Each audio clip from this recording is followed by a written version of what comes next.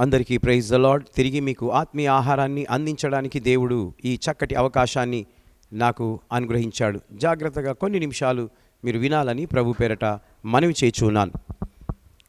హబక్కు గ్రంథం 5వ పాఠ్యభాగముగా హబక్కుకు ప్రార్థనా పరుడు. హబక్కు గ్రంథం 3వ అధ్యాయం 1వ వచనంలో ఈ విధంగా వ్రాయబడింది. ప్రవక్తయగు హబక్కుకు చేసిన ప్రార్థన. ఆయన దేవునికి ప్రార్థన చేస్తూ ఉన్నాడు. హబక్కుకు దేవునికి ఎన్ని ప్రశ్నలు సంధించినప్పటికీ అతడు దేవుణ్ణి ప్రార్థన చేయడం మానలేదు. దేవుణ్ణి ఎన్నో ప్రశ్నలు అడుగుతూ ఉన్నాడు. తనకు జవాబు రాకపోయినా కూడా ప్రార్థన మానలేదు.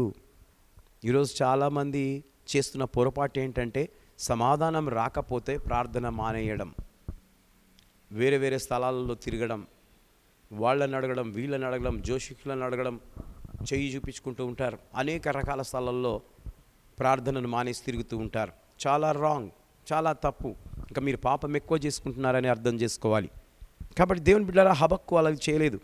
ప్రార్థన దేవునితో జరిపే సంభాషణ అని గుర్తించాడు. నీవు పట్టుదలతో ప్రార్థన చేస్తే ఆ ప్రార్థన సర్వశక్తిమంతుడైన యేసయ్యను నీ వైపునకు త్రిప్పుతుంది. హల్లెలూయా. ఆ దేవుడు నీ వైపునకు తిరిగే విధంగా నువ్వు చేసుకోవాలి. అనగా ప్రార్థన పట్టుదలతో వదలకుండా ఆపకుండా చేస్తూనే ఉండాలి. దేవుడు ఖచ్చితంగా ప్రార్థనను విని చేస్తాడని నీ మాటలు తెలియజేస్తున్నాను. అప్పుడు ఆయన నీ దగ్గరే ఉంటాడు, నీకు తోడుగా ఉంటాడు. నీకు విరోధముగా రూపింపబడిన ఏ ఆయుధము వర్ధిల్లదు. హల్లెలూయా. ఈ రోజున ఆయుధం వరదిల్లుతుందనంటే దేవుడు నీ దగ్గర లేడు కాబట్టి. దుష్టుడైన సాతానుడు నిన్ను ఇష్టం వచ్చినట్టు వాడుకుంటూ ఉన్నాడు. వాడు సంతోషపడుతున్నాడు కాబట్టి వాని సంతోషం నీకు తెలడం లేదు. నిన్ను ఆ విధంగా చేసి తిప్పుతూ ఉన్నాడు.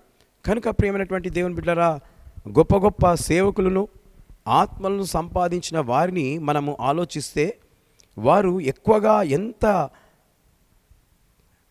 ప్రార్థన చేశారో, ఏకాంతంగా గడిపారో వారి జీవితాలను చూస్తే తెలుస్తూ ఉంటుంది. కాబట్టి దేవుని బిడ్డ, నీ ప్రార్థన జీవితం ఎలా ఉందో ఒకసారి నిన్ను నీవు పరీక్షించుకో.